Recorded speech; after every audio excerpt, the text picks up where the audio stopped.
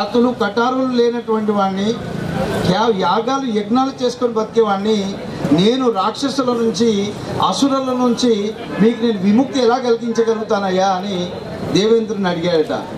అప్పుడు దేవేంద్రుడు చెప్పాడట, మహాముని నీలో ఉన్నటువంటి మహా గొప్ప శక్తి ఉంది. ఆ శక్తి ఏంది అంటే నీవు గనక ఆత్మాహుతి చేసుకొని నీవుగా ఆత్మాహుతి చేసుకొని బూడిదగా మారిపోతే నీ బూడిద అసురులు తాగేటటువంటి సురాలో మేము కలుపుతాం. ఆ సురా తాగిన అసురులందరూ కూడా కడుపు పగిలి చచ్చిపోతారు. మరి దానికి ఏం పేరయ్యా అని అడిగాడట మహాముని.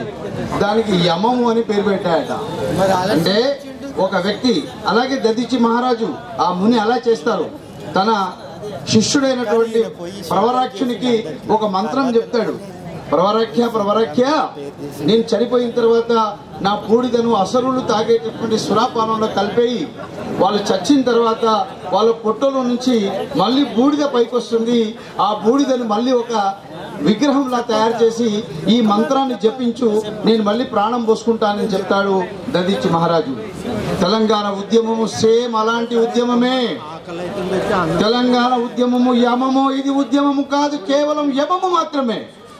ఎన్నిసార్లు కనబడకపోయినా, ఎన్నిసార్లు కనుమరుగైనా, ఏ చిన్న అవకాశం దొరికినా చీమ చిటుకమన్నా అప్రమత్తంగా ఉండేది తెలంగాణ ఉద్యమం అని చెప్పి మరోసారి నేను తెలియజేయాలనుకుంటున్నాను.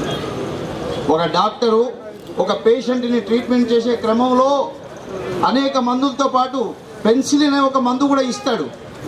ఎన్నిసార్లు ఇచ్చినా పెన్సిలిన్ ఎప్పుడైనా రియాక్షన్ అవుతుందని చెప్పి దాన్ని ఒకసారి టెస్ట్ డోస్ ఇచ్చి చూస్తాడు. రియాక్షన్ అయితే మందు మారుస్తాడు, రియాక్షన్ కాకపోతే దాన్ని కొనసాగిస్తాడు. ఆంధ్ర వాళ్ళు కూడా తెలంగాణ వాళ్ళు ఉద్యమం అయిపోయింది, ఎక్కడి వాళ్ళు అక్కడ పడుకున్నారు. వాళ్ళకు ఒక టెస్ట్ డోస్ ఇచ్చి చూద్దాం. తెలంగాణలో ఎన్టీఆర్కు ఒక టెర్మినల్ పేరు పెట్టి చూద్దాము, వీళ్ళు అప్రమత్తంగా ఉన్నారా పడుకున్నారా అని చెప్పి ఒక టెస్ట్ డోస్ ఇచ్చారు. బహుపరాగ్ జాగ్రత్త, వీఆర్ వెరీ మచ్ అలర్ట్. మీరు ఇచ్చిన మందు ఎన్టీఆర్ పేర ఇచ్చారా, ఎవరి పేర ఇచ్చారు మాకు తెలుసు. మేము పడుకున్నా లేదు, మేము పడుకోవడం లేదు, మేము చాలా జాగరూకంగా ఉన్నాము. మా నిశ్శబ్దాన్ని గనక మీరు బలహీనతగా భావిస్తే ఖబర్దార్ చెప్తున్నాం. ఈ సందర్భంగా మిమ్మల్ని తరిమి ఇక్కడి నుంచి, ఈ ప్రదేశం నుంచి వెలగొట్టే పరిస్థితులు మీరు చేజాతులరా మీ చేతుల మీరు చేసుకోవద్దని చెప్పేసి ఈ సందర్భంగా మేము తెలియజేస్తున్నాం. మేము ఈ ఉద్యమానికి ఏ ఒక్కరోజు ఉద్యమం కాదు, ఇది 200 సంవత్సరాలు నైజాం పరిపాలనలో కూడా ఈ ఉద్యమాలు చేశాం. నైజాం నిరంకుశ పరిపాలనకు వ్యతిరేకంగా చేశాం. నైజాం లాంటి నిరంకుశ పరిపాలన కూలదోసినటువంటి తెలంగాణ సాయుధ పోరాటాలు, తెలంగాణ ఉద్యమకాలకు ఉన్నటువంటి చరిత్ర, ఘనమైన చరిత్ర. మీరు మా ఇంటికి వచ్చి మీ పేర్లు పెట్టుకొని, మీ ఫోటోలు పెట్టుకొని ఇది మాది అని అన్నంత మాత్రాన ఇది మీది కాదు. చిన్నప్పుడు నేను ఒక కథ విన్నా. ఒక ఊరికి, ఒక ఇంటికి ఒక చుట్టం వచ్చిందంట. చుట్టం వచ్చి రోజు అన్నం తిన్నాక అందరు పడుకుంటే ఈయన కాగితం పెన్ను తీసుకొని ఆ ఇంట్లో దూలాలు ఎన్నున్నాయి, చిలుకోయలు ఎన్నున్నాయి, వాట్లు ఎన్నున్నాయి, ఈ ఇంటికి ఎన్ని మొక్కలు ఉన్నాయి, ఎన్ని చీలలు ఉన్నాయి అన్నీ రాసుకున్నంట. రాసుకున్నాక ఒక వారం దినమైనాక ఆయన ఫైన్ డే కోర్టుకు పోయిండు. కోర్టుకు పోయి అయ్యా ఇక చూడు, నా ఫలానా ఇల్లు నాది, నా ఇల్లును, నా ఇంటిని ఫలానా ఆయన దురాక్రమణ చేసుకుని చెప్పి కేసు పెట్టినాడట. జడ్జి గారు ఇద్దరిని పిలిచారు. అయ్యా ఓ మరి నువ్వు కట్టుకున్నావా షోయబ్, ఇది నీదా ఇల్లు అంటే ఇది నాదే మహాశయ ఇల్లు, నేను చాలా కష్టపడ్డాను, ఇది మా తాతలు కట్టిన ఇల్లు, నేను చాలా సందర్భాలు దీన్ని నేను కలర్ వేయించుకున్నాను, సున్నం వేయించుకున్నాను, మొన్ననే ఈడేమో ఇల్లు కలవాడు కాబట్టి నేను పొక్క మూసుకున్నా అంటున్నాడు. వాడేమంటున్నాడు, అయ్యా వీడి ఇల్లు అయితే వీడికి తులాలు ఎన్ని అడుగు, వీడి ఇంటికి ఎన్ని తులాలు ఉన్నాయి, ఎన్ని చిలుకోలు ఉన్నాయని అడుగు. వీడికేమి నా ఇల్లు నా తులాలు గట్టిగున్నాయని వీడు చాలా భద్రంగా ఉన్నాడు.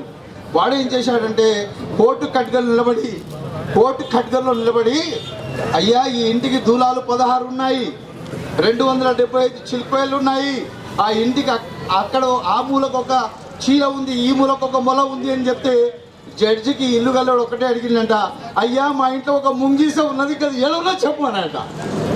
అప్పుడు ముంగిసి అడ్రస్ చెప్పలేకపోయిండు ఆ కిరాయికున్నోడు. ఈ కథ తెలంగాణలో ఇట్లాగే వచ్చి మా వనరుల్ని మా యొక్క శక్తి సామర్థ్యాలను దోసుకున్నటువంటి మీరు, మేము ఎన్నోసార్లు చెప్తాం, సోషల్ మీడియాలో కూడా చాలా సందర్భాలలో ఇలాంటి వాళ్ళు మాకు ఎదురైన సందర్భాలు ఉన్నాయి. అలాంటప్పుడు మేము చాలా ఓపెన్గా మేము ఛాలెంజ్ చేశాం. మీరు ఈ రాతపూతల్లో కాదు, మీకు ధైర్యం ఉంటే చెప్పండి, మీరు సమయం కేటాయించండి, మీరే డయాసుని మీరు కేటాయించండి, మేము వస్తాము, మనం మాట్లాడదామని చెప్పి చాలా సందర్భాలు ఛాలెంజ్ చేసిన సందర్భాలు ఉన్నాయి. మిత్రులారా, సమయభావము వల్ల నాకు వేరే హాస్పిటల్కి పోయేది ఉంది. సో నేను మీతోనే సెలవు తీసుకుంటాను. దయచేసి నాకు సెలవు ఇస్తే మరి నేను నా పనికి వెళ్ళేది ఉంది. So I want to conclude this session here. So జై తెలంగాణ, జై తెలంగాణ.